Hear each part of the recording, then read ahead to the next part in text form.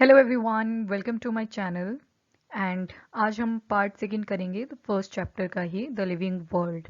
ठीक है, तो जहाँ पे हमने लेफ्ट करा था वहीं से आज कंटिन्यू करेंगे। तो फर्स्ट ऑफ ऑल, जितने भी ऑर्गेनिजम्स हैं they are vast in number, बहुत ज़्यादा नंबर है। और कितना नंबर है वो भी देख लेते हैं। That is around 1.25 million. तो इतनी स्पीशीज़ आपको देखने को मिलेंगी थ्रू आउट द वर्ल्ड। ठीक है, और क्या क्या पढ़ेंगे हम डाइवर्सिटी में। एक तो मॉर्फोलॉजी कैसी है, एनाटमी कैसी है। ठीक है, मॉर्फोलॉजी मतलब external study, external. Alright, and then anatomy मतलब इंटरनल स्टडी। कोई भी ऑर्गेनिज्म हो सकता है, ह्यूमन भी ले सकते हैं इस केस में हम, और प्लांट भी ले सकते हैं, कोई भी एनिमल। तो morpho is about external study and anatomy is about internal study. Habitat, habitat मतलब जहाँ पे कोई ऑर्गेनिज्म रहता है, place where any organism live. ठीक है, और हैबिट इज अबाउट बिहेवियर, किसी भी ऑर्गेनिज्म का बिहेवियर कैसे है, पर्टिकुलर कंडीशन में कौन सा ऑर्गेनिज्म किस तरह से बिहेव करता है, तो दैट इज योर हैबिट। उसके बाद टोटल नोन ऑर्गेनिज्म हमने देख लिया, that is around 1.25 million. So MCQ के पर्सपेक्टिव से दैट इज वेरी इंपॉर्टेंट कि कितनी स्पीशीज जो हैं अभी तक नोन है, दैट इज अराउंड 1.25 मिलियन। ठीक है, उसके बाद पास्ट ऑर्गेनिज्म, ये एक बेसिक सी डेफिनेशन है, आपको पता होनी चाहिए। दैट इज पास्ट ऑर्गेनिजम्स के हमें इंप्रेशंस मिलते हैं। आपने देखा होगा आर्कियोलॉजिस्ट होते हैं, जैसे कोई लैंड है उस पर डिगिंग करी तो यहाँ पे स्कल वगैरह मिल जाता है। ठीक है, तो पास्ट के जो ऑर्गेनिज्म होते हैं उनके जितने भी इंप्रेशन मिलते हैं उसको क्या बोल देते हैं हम, फॉसिल। क्या बोलते हैं, फॉसिल्स। और अगर माइक्रो ऑर्गेनिज्म की बात करें, मतलब माइक्रो लेवल पे बहुत ही छोटे, दैट इज माइक्रो फॉसिल। ठीक है, उसके बाद हम देखेंगे कुछ टर्मिनोलॉजीज। तो फर्स्ट टर्म जो है दैट इज सिस्टेमैटिक्स। तो किसने ये टर्म क्वाइन करी थी, किसने इसको डिफाइन करा था, दैट बिकम मोर इम्पॉर्टेंट। तो सिस्टेमैटिक्स को डिफाइन करा था सिम्पसन ने। तो this is very important from the entrance perspective. ठीक है, नीड में ये डायरेक्ट पूछा जाता है कि किसने कौन सी पर्टिकुलर टर्म डिफाइन करी थी। तो यहाँ पे सिस्टेमैटिक्स पढ़ रहे हैं, तो इसको किसने डिफाइन करा था, सिम्पसन। ऑलराइट, उसके बाद फीचर्स देख लेते हैं कि सिस्टेमैटिक्स के अंडर आता क्या है, बेसिकली हमें पढ़ना क्या है। तो you have to focus only on the one word, जो कि है, एक तो डाइवर्सिटी के बारे में पढ़ेंगे, बट किसके बारे में, कंपैरेटिव स्टडी रहेगी, कंपैरेटिव एंड इवोल्यूशनरी स्टडीज। ठीक है, तो that is under the systematic. फिर आगे टेक्सोनॉमी आएगा, तो you have to remember this word, comparative and evolutionary study.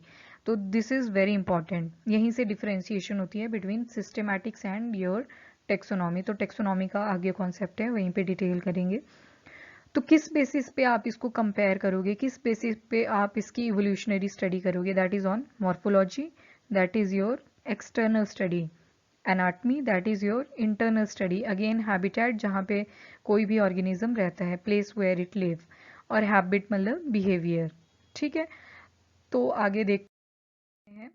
अब जैसे ये मैंने यहाँ पे पिक्चर लगाई है, दिस इज आई। ठीक है, दिस इज आई, ये मॉर्फोलॉजी है। मॉर्फो, बाहर से आपको कैसी दिख रही है आई, तो that is your morphology. But अगर मैं इसका इंटरनल स्ट्रक्चर देखूं, दैट बिकम्स एनाटमी। क्या बन जाती है वो, एनाटमी। तो ठीक है, उसके बाद बेसिक्स देख लेते हैं, कौन सी टर्म्स हैं that are very important in systematics. Number one is characteristics. Characteristics में हम क्या देखेंगे, जैसे आपके सामने मैंने ये आई रख दी है, उसी तरह से अगर मैंने कोई न्यूली फॉर्म्ड या न्यूली आइडेंटिफाइड या न्यूली डिस्कवर्ड ऑर्गेनिज्म में रख दूं, कोई भी ऑर्गेनिज्म, उसके आप फर्स्ट ऑफ ऑल क्या देखोगे, मॉर्फोलॉजिकल कैरेक्टर्स। क्या देखोगे, मॉर्फोलॉजिकल कैरेक्टर की एक्चुअल में वो ऑर्गेनिज्म दिखता कैसा है। ठीक है, एनिमल की तरह है या फिर फंगस की तरह है या फिर कोई मरीन ऑर्गेनिज्म है, कैसा दिख रहा है, तो आपको पहले कैरेक्टर देखने हैं। ऑलराइट, उसके बाद आप सेकेंड चीज देखोगे, आइडेंटिफिकेशन। अब उसको आपने देख लिया, ठीक है, आपको मान लिया वो फिश की तरह लग रहा है, ठीक है, फिश। तो आप अब फिश के साथ उसके कैरेक्टर को मैच करोगे, और अगर सारे कैरेक्टर मैच कर जाते हैं तो आप उसको उसी ग्रुप में रख दोगे। ठीक है, दैट इज योर आइडेंटिफिकेशन। उसके बाद आती है क्लासिफिकेशन। अब क्लासिफिकेशन में क्या है, जो ग्रुप है उसकी भी फर्दर क्लासिफिकेशन होगी। ठीक है, जिस ग्रुप की जो भी क्लासिफिकेशन है, कौन सी क्लासिफिकेशन में वो सूट कर रहा है, क्लासिफिकेशन 1, क्लासिफिकेशन 2, क्लासिफिकेशन 3, तो वहां पे उसको हम प्लेस कर देंगे, ठीक है, 1 2 3 एक में प्लेस करेंगे, ठीक है, that comes under the classification. उसके बाद आता है नॉमेनक्लेचर। अब उस स्पीशीज को उसके कैरेक्टर देख के हम उसको एक नाम देंगे, ठीक है, दैट इज द नॉमेनक्लेचर। अब आती है हमारे पास that is taxonomy, second terminology है। टेक्सोनॉमी का अगर मीनिंग देखें लेमन लैंग्वेज में बिल्कुल, तो ये ग्रीक वर्ड से ओरिजिनेट हुई है, दैट इज टेक्सेस, टेक्सेस, ठीक है। टेक्सेस का क्या मतलब होता है, अरेंजमेंट। तो इसको किसने डिफाइन करा था डी कैंडोले ने, ठीक है। डी कैंडोले जो थे उन्होंने इनको डिफाइन करा टेक्सोनॉमी को, और जो सिस्टेमैटिक्स थी उसको किसने डिफाइन करा था, सिम्पसन। तो ये साइंटिस्ट के नेम अगेन वेरी इंपॉर्टेंट। तो सिम्पसन ने डिफाइन करा सिस्टेमैटिक्स, बट अगर टेक्सोनॉमी देखूं तो किसने डिफाइन करा है, डी कैंडले, ठीक है। अब इसकी डेफिनेशन, जो कि बहुत बड़ा डिफरेंस है बिटवीन द टू, सिस्टेमैटिक्स और टेक्सोनॉमी के बीच में। तो इसमें क्या होता है, बेसिकली एक अरेंजमेंट है ये। तो ये क्या बताएगा हमें normally, that is identification, nomenclature और क्लासिफिकेशन ऑफ ऑर्गेनिज्म। कैसे हम उसको ऑर्गेनिज्म को आइडेंटिफाई करेंगे, कैसे उसका नाम रखेंगे, कैसे उसकी क्लासिफिकेशन करेंगे। So that comes under your taxonomy. But हमने इन चीज़ों में कंपैरिजन और उनकी अगर हमें इवोल्यूशनरी स्टडी कैसे वो चेंज हुई हैं, तो वो सारे किस में आते हैं, अंडर सिस्टेमैटिक्स, ठीक है। Then comes to the father of taxonomy कौन है, तो हमारे Carolus Linnaeus. This is again very important, Carolus Linnaeus is the father of taxonomy. तो अब दो टाइप की टेक्सोनॉमी होती है, एक होती है क्लासिकल, दूसरी होती है हमारी मॉडर्न, ठीक है। तो क्लासिकल के फीचर देखें तो फर्स्ट फीचर इज मॉर्फोस्पीशीज, मतलब इसमें जो भी हम स्टडी करेंगे that is about the morphological character, बाहर की अपीयरेंस कैसी है, तो that comes under the classical taxonomy. उसके बाद आती है हमारी बायोलॉजिकल स्पीशीज। बायोलॉजिकल स्पीशीज में क्या रहेगा कि जितनी भी डिटेल आप उसके बारे में पढ़ सकते हो फ्रॉम मॉर्फोलॉजी टू एनाटमी, तो वो सारी किसके अंडर आएगी, अंडर मॉडर्न टेक्सोनॉमी। तो this is the first basic difference. And then comes to the second, that is typological concept in case of the classical taxonomy. अब ये typological concept क्या होता है, तो इसको पहले एक बार समझ लेते हैं। मान लो ये टोटल पॉपुलेशन है, this is the total population.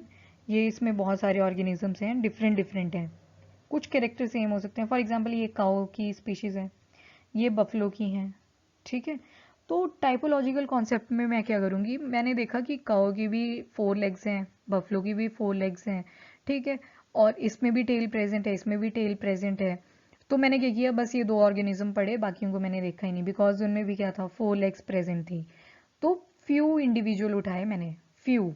जब बिल्कुल थोड़े ऑर्गेनिज्म उठा के हम उनकी स्टडी करेंगे, that comes under the typological concept. But अगर मैं मॉडर्न देखूं, दैट इज बायोसिस्टेमेटिक कॉन्सेप्ट। हमें प्रॉपर उसकी क्लासिफिकेशन करनी पड़ेगी, ठीक है, उसकी आइडेंटिफिकेशन, क्लासिफिकेशन, देन नॉमेनक्लेचर करना पड़ेगा, that comes under your biosystematic concept. Then third point is species is static. Static मतलब कोई चेंज नहीं है, ये माना जाता है in classical taxonomy. But in case of the modern taxonomy species are dynamic. तो स्पीशीज क्या रहेंगी हमारी, डायनेमिक। तो जब स्पीशीज डायनेमिक है मतलब वहाँ पे चेंजेस आ रहे हैं, कॉन्टिन्यूअस चेंज है। तो क्लासिकल टेक्सोनॉमी में इवोल्यूशन की कोई स्टडी नहीं करी गई, बट इवोल्यूशन जो है वो अक्कर करता है इन case of the modern taxonomy. तो आप इसको याद रख सकते हो, क्लासिकल मतलब something which is old, modern मतलब समथिंग विच इज न्यू। तो that is all about the types of taxonomy. उसके बाद थर्ड कैटेगरी रहेगी, दैट इज योर नॉमेनक्लेचर, नामकरण जिसको बोलते हैं। ये मतलब आपको कोई भी प्लांट मिला है उसका आपको नाम रखना है। तो फर्स्ट ऑफ ऑल 2 टाइप के नाम होते हैं, कैसे कैसे, एक होता है कॉमन, एक होता है साइंटिफिक। मतलब नॉमेनक्लेचर रहेंगे 2 टाइप के, एक होता है आपका कॉमन, लोकली क्या बोलते हो आप उस चीज़ को, ठीक है, और एक होता है साइंटिफिक। साइंटिफिक मतलब साइंटिस्ट क्या बोलते हैं, जितने भी बॉटनिस्ट हैं, जूलॉजिस्ट हैं, माइक्रोलॉजिस्ट हैं, वो क्या उस पर्टिकुलर स्पीशीज को क्या नाम दे रहे हैं, तो that comes under your nomenclature. तो 2 टाइप के नाम हो गए, एक कॉमन, एक साइंटिफिक। अब first of all common name देखेंगे, कॉमन नेम क्या होता है। तो कॉमन नेम को हम वर्निकुलर नेम भी बोल देते हैं। इसके कुछ फीचर्स हैं, जैसे ये माइनर और मेजर कैरेक्टर्स पे प्रेजेंट है। अब यहाँ पिक्चर में देखो आप, ये ऑर्नामेंटल प्लांट है, इसका नाम होता है वैसे यूफॉर्बिया, यूफॉर्बिया, ठीक है, ये याद रखना, आगे भी इम्पॉर्टेंट है ये यूफॉर्बिया। तो ये मिल्क सिक्रेटिंग लेटेक्स बनाते हैं, मिल्क निकलता रहता है इनसे, एक मिल्की लेटेक्स निकलती है, तो इसलिए इसका नाम पड़ गया दोदक। बट अगर आप कॉमन नेम में देखोगे ना, वर्निकुलर नेम देखोगे, तो उसमें क्या होता है, जितने भी प्लांट्स हैं जो मिल्की लेटेक्स प्रोड्यूस करते हैं उनको बोल देते हैं दोदक, कि बिकॉज इससे मिल्क सिक्रीट हो रहा है तो इसको क्या बोल दिया, दोदक। तो this is the major disadvantage of common name as well, कि एक से ज़्यादा ऑर्गेनिज्म का एक ही नाम हो सकता है, तो इससे तो कंफ्यूजन क्रिएट हो जाएगी जब हम साइंस पढ़ेंगे, तो उसी वजह से साइंटिफिक नेम्स का कॉन्सेप्ट आता है। एंड सेकंड थिंग कि सक्सिंक्ट बहुत ब्रीफ स्टडी होती है, ब्रीफ में रहता है जब हम वर्निकुलर नेम्स को पढ़ते हैं। एंड जो रेजिडेंट होते हैं किसी भी पर्टिकुलर एरिया के, तो उनको ही पता होते हैं ये नाम, ठीक है। और उसके बाद आते हैं कि वर्निकुलर नेम हमारे बायोलॉजिस्ट क्यों यूज़ नहीं करते, why biologist don't use vernacular name. तो कुछ डिसएडवांटेजेस रहेंगी, बिकॉज एक तो ये सारी जगह एक ही नेम से पता नहीं होगा, ठीक है, एक पर्टिकुलर स्पीशीज के बहुत सारे नेम्स मिलेंगे अलग अलग लैंग्वेजेस में। अब जैसे इंडिया की बात करूँ, मैं इंडिया की बात करूँ, तो इंडिया में कितनी लैंग्वेजेस हैं, मोर देन 22 लैंग्वेजेस। तो अगर आप जैसे डॉग का एग्जांपल ले लेते हैं, डॉग को इंग्लिश में बोलते हैं, डॉग ही बोला ना, दैट इज़ इन यूके, ठीक है, डॉग। फिर उसके बाद हिंदी में बोलूँ तो कुत्ता बोल देते हैं, ठीक है। बट अगर मैं बंगाली में बोलूँ तो वहाँ पे बोलते हैं कुकुर, ठीक है। So this much of disparity, these are the common name. तो इसी वजह से जो वर्निकुलर नेम्स हैं वो यूज़ नहीं करते हैं जो हमारे बायोलॉजिस्ट होते हैं, ठीक है। उसके बाद सेकेंड थिंग, जो भी हमारे माइक्रो ऑर्गेनिज्म है आपने कभी उनका नाम नहीं सुना होगा बोलते हुए, ठीक है, तो that is also a disadvantage. फिर उसके बाद बोला कि अब जैसे मैंने एक एग्जांपल लिया है, यस्टरडे, टुडे एंड टुमारो। अब यहाँ पे पढ़ के तो लग रहा है यस्टरडे, टुडे एंड टुमारो मतलब दिन की बात कर रही हूँ, but this is the example of flower. एक फ्लावर है, दैट इज उसका साइंटिफिक नेम है ये ब्रॉनफिल्सिया हाइपोनिया। ये जो साइड में पिक्चर भी है, that is the yesterday, today, tomorrow, ठीक है। तो that is the example of vernacular name. अब यहाँ नाम देख के तो लग रहा है कि दिन की बात कर रहे होंगे, बट ये बेसिकली फ्लावर का नाम है, तो इस वजह से कंफ्यूजन क्रिएट होती है, ऑलराइट। उसके बाद आता है कि जो वर्निकुलर नेम है उनका इनकरेक्ट मीनिंग भी हो सकता है। अब जैसे जेली फिश देखी है आपने, स्टार फिश भी देखी होगी, जेली फिश कुछ इस तरह से दिखती है, इस तरह से होते हैं इसके टेंटेकल्स निकले हुए, ठीक है, ये जेली फिश होती है। And starfish quite similar to star, ये थोड़ा गड़बड़ हो गया, बस ऐसे दिखता है, ठीक है, बट ये फिशेज नहीं है, ठीक है, तो इससे इनकरेक्ट मीनिंग आता है। एंड नेक्स्ट पॉइंट इज, एक ही ऑर्गेनिज्म को डिफरेंट डिफरेंट नेम से जाना जाता है। जैसे वाटर लिली है आपका, तो जो वाटर लिली है उसके अराउंड 81 डच नेम्स हैं और फ्रेंच नेम्स 44। तो इतनी ज़्यादा डिस्पैरिटी क्रिएट हो जाती है, इसलिए जो बायनोमियल नॉमेनक्लेचर है दैट इज़ इम्पॉर्टेंट। और ये जो बायनोमियल नॉमेनक्लेचर का कॉन्सेप्ट था ये दिया था हमारे लिनियस ने, फादर ऑफ टेक्सोनॉमी थे ना जो, वही है ये कैरोलस लिनियस, ठीक है। उसके बाद इसको प्रोसीड करने से पहले आपको कुछ टर्म्स का पता होना चाहिए, जैसे ICBN, international code for botanical nomenclature. फिर ICZN, बस ICN का सारी जगह मीनिंग सेम रहेगा, दैट इज इंटरनेशनल कोड और नॉमेनक्लेचर।